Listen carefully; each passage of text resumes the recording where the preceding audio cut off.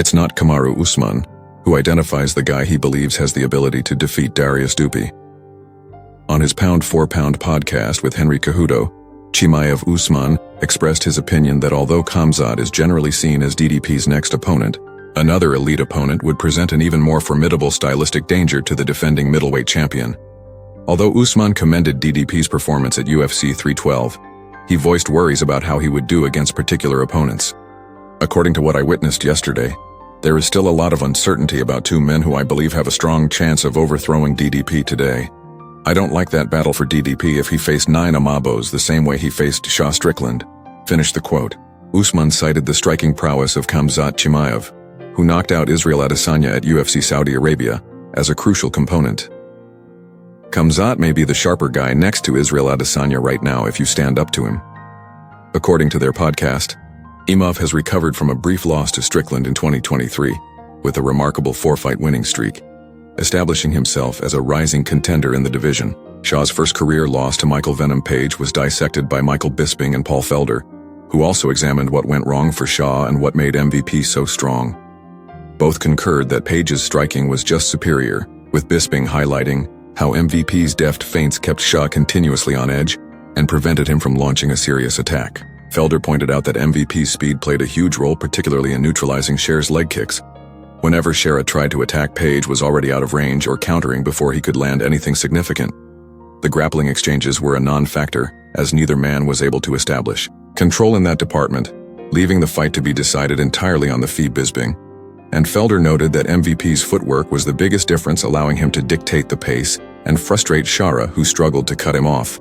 They agreed that for anyone to beat Page, they would need exceptionally fast footwork, something Shara lacked in this matchup. The conversation then shifted to MVP's decision to move back down to welterweight, with the former Bellator star expressing interest in facing top contenders like Bal Muhammad or Leon Edwards, while Felder found the move intriguing. Bisping was more skeptical, arguing that MVP looked sharp at 185 and might be better off staying at middleweight rather than cutting back down, regardless of the weight class. According to both observers, MVP's UFC debut was a dramatic victory that demonstrated his status as one of the best, and the only way you can really get him is if you can anticipate when that's going to come. But he's so good at feinting, he's so good at just faking when that blitz is going to come, that you never know. And and then you throw and you miss. And Shara Bullet was doing that over and over again. He'd think he had him set, he'd go to chop the leg, and the leg wasn't there. And then he would just come over the top with that big right hand, and like you said, kind of just bump you out of the way. And then even then in that fight, he would also grab the legs for a little bit, push him against the fence. They'd grapple for a second, and then he would just get back out into space.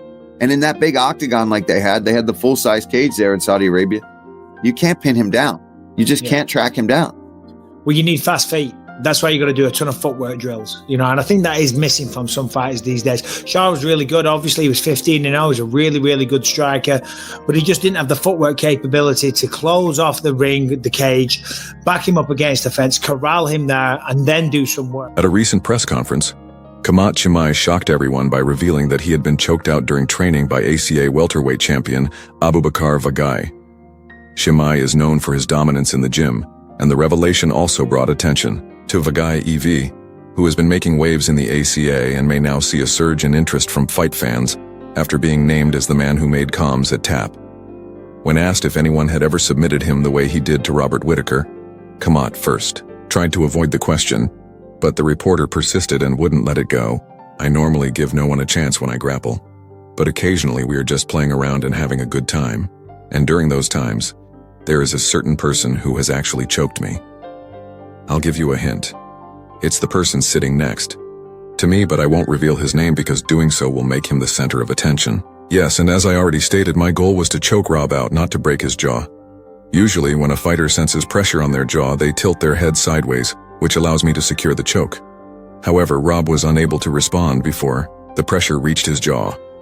Israel Adesanya accepts Alex Pereira's invitation to practice with him.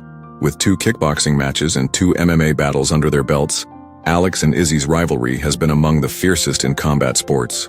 Even though they currently compete in different weight classes, their UFC trilogy still seems improbable, but their careers will always be connected.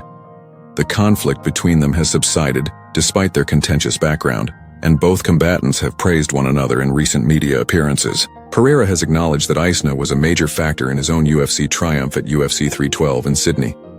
Fans were in awe of the two when they unexpectedly showed up at the EV event and sat next to each other. They kept in touch throughout the night, via Pereira's coach Pano Cruz, and one particular conversation in particular caught our attention. Pereira invited Isna to train with him. Isna eagerly answered with his trademark chama, when Pereira suggested that they set aside their animosity and that they both had a lot to learn from one another. Isna received this invitation soon after training with Robert Whittaker, another old rival, in preparation for Whittaker's comeback at USFC Saudi Arabia. Their readiness to train together marks the beginning of a new era and demonstrates how even the most intense rivalry can develop into respect for one another. Alex and Izzy might soon be on opposing sides of the training games. The defending light heavyweight champion Pereira will take on Magomed Ankalaev, a formidable opponent with a lengthy winning streak, just days before his next title defense at UFC 313.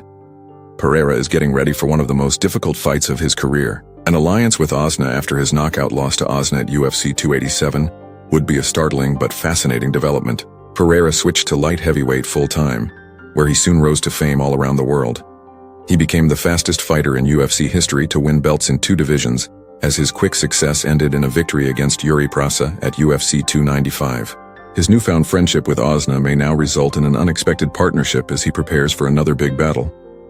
After spending almost an hour locked in combat spanning several fights, Adna and Pereira's long-standing enmity has turned into respect for one another, if their last UFC 312 clash is any indication. Whether, or if they formally trained together, the prospect of it excites fight fans all around the world. The once acrimonious enmity appears to be over. Huh? Good. Siamo lo siamo. Oh yeah, Say the yeah. name. No, same thing. Just Actually, like, Easy.